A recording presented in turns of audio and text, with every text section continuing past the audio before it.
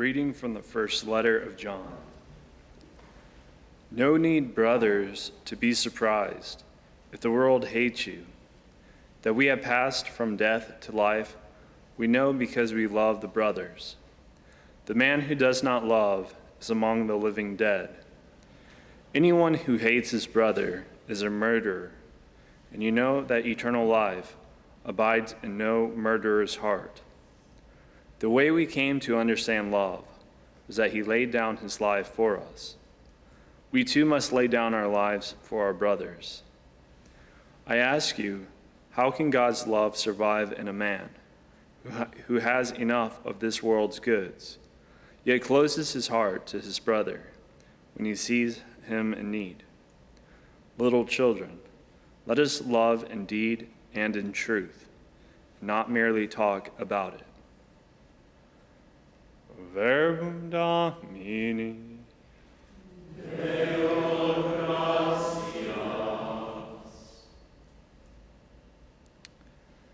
Precious in the eyes of the Lord. Mucho le cuesta al Señor la muerte de sus fieles. Mucho le cuesta al Señor la muerte de sus fieles.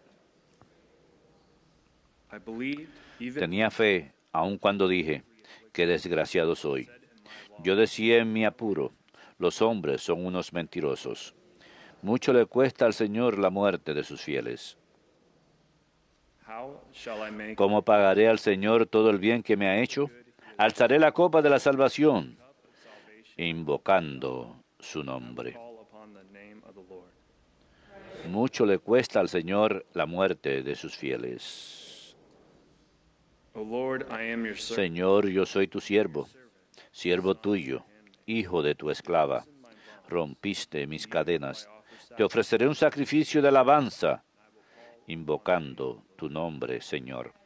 Mucho le cuesta al Señor la muerte de sus fieles.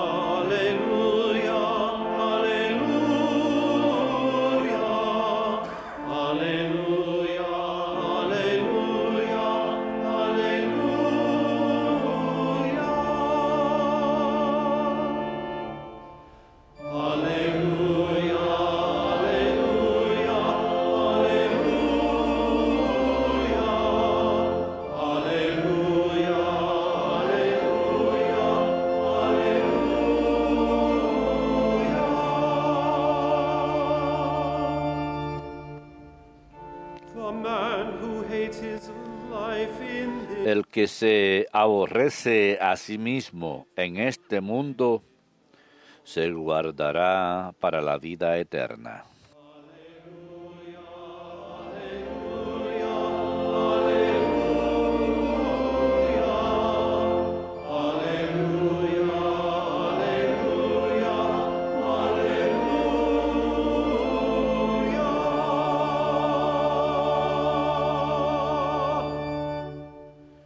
Dominus vobiscum. Et cum spiritu tuo. Lectio Sancti Evangelii secundum Ioannem. Gloria tibi, Domine.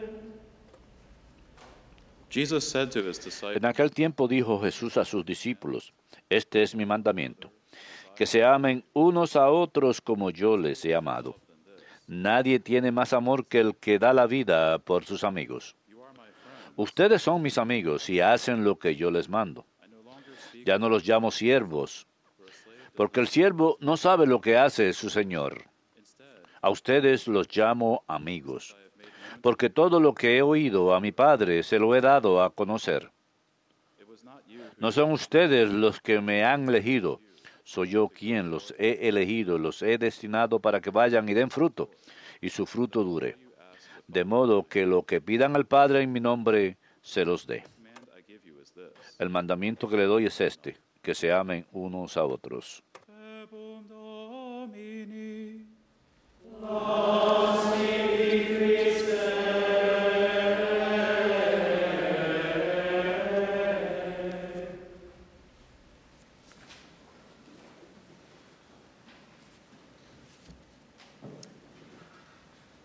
Whenever we talk about the life Cada vez que hablamos de la vida de un santo mártir como San Maximiliano Kolbe el día de hoy, solemos ir directamente al recuento de su martirio.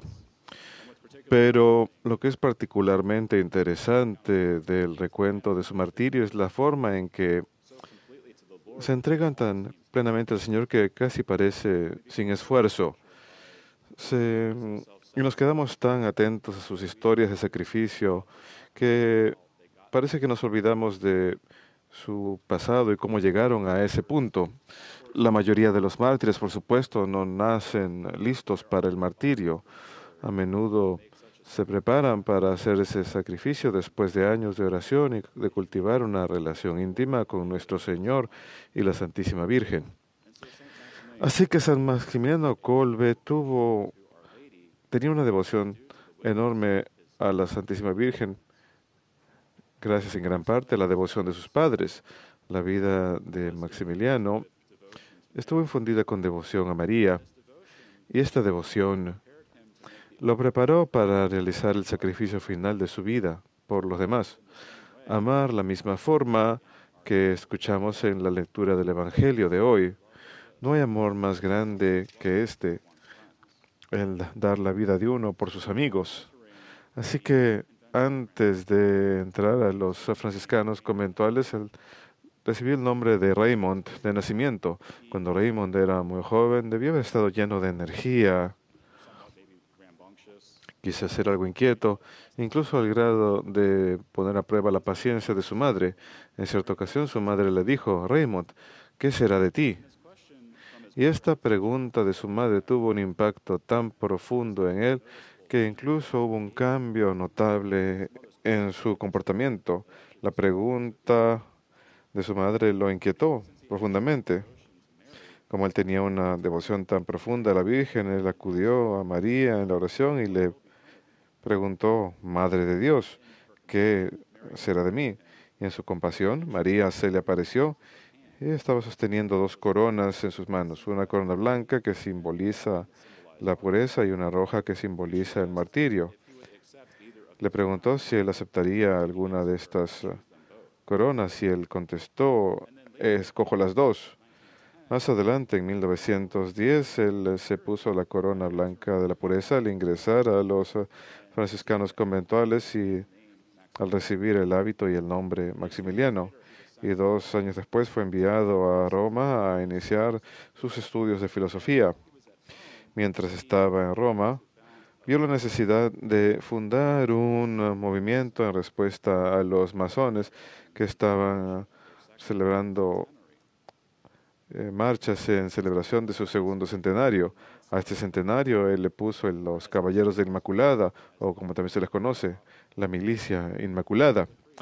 Los masones eran tan audaces en su anticatolicismo que solían marchar hasta las mismas puertas de la Basílica de San Pedro con carteles que decían: Satanás reinará en el Vaticano, el Papa será su esclavo.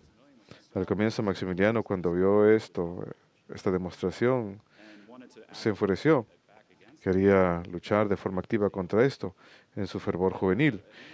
Luego, después de analizar la situación más a fondo, dijo: estos hombres, refiriéndose a los masones, sin Dios, se encuentran en una situación trágica. Tal odio implacable por la Iglesia y los embajadores de Cristo en la tierra no están en el poder de personas individuales, sino de una actividad sistemática que nace del análisis de los masones. En particular, trata de destruir la religión católica. Sus mentiras han sido esparcidas por el mundo entero bajo diferentes disfraces, pero con la misma meta: la indiferencia religiosa y debilitar las fuerzas morales según los principios básicos de ellos. Venceremos a la Iglesia Católica no con argumentos, sino con corrupción moral. Así que San Maximiliano reconoció la necesidad de responder a los errores de los masones. y de contrarrestar su influencia en la sociedad en general. Por supuesto, hoy en día podemos ver que tiene gran influencia incluso en nuestra situación cultural actual. Puede que no lidiemos directamente con los masones, pero vemos fuerzas similares de corrupción moral en nuestra sociedad que parecen incluso empeorar en los medios de comunicación, las películas, programas de televisión, la imprenta e incluso en persona. Así que San Maximiliano, junto con 6 más, fundó la Milicia Inmaculada para contrarrestar estas fuerzas del mal que atacan la Iglesia. Curiosamente, la Milicia Inmaculada fue fundada el 16 de octubre de 1917, que es 3 días después de la aparición final de la Virgen de Fátima, durante la cual María promete el triunfo de su Inmaculado Corazón. Así que no tardó mucho tiempo para que María juntase a sus soldados en esta Milicia Inmaculada. El programa sencillo de esta misión, la Misión Inmaculada, fue adoptar y llevar a cabo la misión de la Iglesia de evangelizar a través de la Inmaculada María, a través de todas las almas en el mundo entero hasta el fin de los tiempos. Y esta misión es escrita en un libro publicado por la publicadora Veritas Press, que es franciscana, titulada El héroe de Auschwitz. En el libro dice: cada miembro debía dedicarse plenamente a María Inmaculada, permitirse ser utilizado como herramienta en las manos de ella para la conquista de las almas. Los caballeros de la Inmaculada, como eran llamados, debían trabajar para la salvación y santificación de todas las almas, pero en especial aquellos que son los enemigos más acérrimos de la Iglesia. Así que en lugar de responder a los ataques de la Iglesia con ira y represalia, la Milicia Inmaculada se basó en la ayuda de la Virgen, en orar y laborar para la salvación de las almas. Y así es como realmente amamos a nuestro hermano y a nuestros enemigos, como el Señor nos mandó. Cuando continuó creciendo la Milicia Inmaculada, hubo necesidad de alguna forma de llegar a los miembros que estaban esparcidos en grandes distancias. Así que esto llevó al comienzo de la publicación de los Caballeros de la Inmaculada, que para 1939 ha llegado a una circulación de cerca de 1 millón de personas. Con esta publicación, Maximiliano se convirtió en pionero de utilizar los medios de comunicación social para evangelizar. En cierta ocasión, un prelado visitante le preguntó lo que San Francisco diría acerca de todo ese equipo caro que era utilizado para esa publicación. Maximiliano respondió: él remangaría las mangas, arrancaría la máquina a toda velocidad y empezaría a trabajar, utilizando esta forma moderna de dar a conocer la palabra de Dios y a su Inmaculada Madre. Suena como otra pionera de los medios de comunicación, la Madre Angélica. Estoy seguro que si Maximiliano estuviera vivo hoy en día, para este momento, ya tendría un programa regular en EWTN. Maximiliano continuó su labor evangelizadora hasta 1941, cuando los soldados alemanes lo arrestaron junto con otros 4 sacerdotes.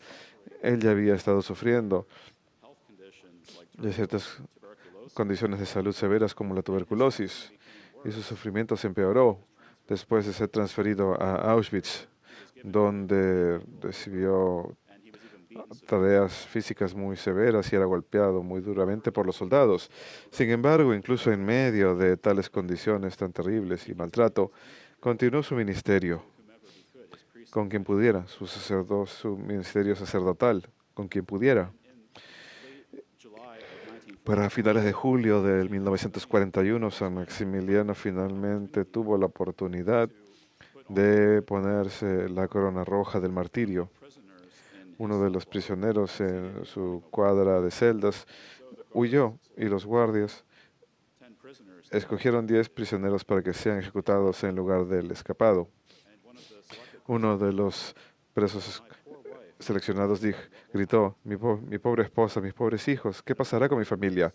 Al escuchar esto, Maximiliano se salió de la fila y se ofreció de voluntario para tomar el lugar de aquel hombre.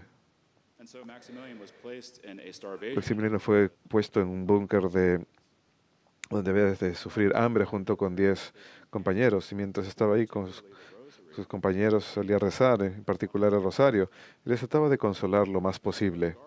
Algunos de los guardias presentes tenían tanto respeto por él que incluso decían, el sacerdote ahí en realidad es un hombre verdaderamente extraordinario. No hemos tenido a alguien como él antes. Incluso algunos de los guardias estaban impresionados por la forma en que él se comportaba. Después de 3 semanas, solo 5 de ellos quedaban vivos, incluyendo a Maximiliano. El 14 de agosto de aquel año, los 5 que quedaron fueron inyectados con una dosis letal de veneno y murieron. La vida, el trabajo y el martirio de San Maximiliano Kolbe son testimonio de el fruto de la consagración y devoción mariana. Debemos de ser inspirados y alimentados por ese ejemplo y tratar de imitarlo. Recuerden que la Virgen es la única persona, aparte de Jesús, quien fue plenamente preservada de la corrupción del diablo. Ella es la victoriosa por la gracia de Dios. Y la Virgen de Fátima nos dice que hemos de rezar el rosario todos los días por la paz en el mundo.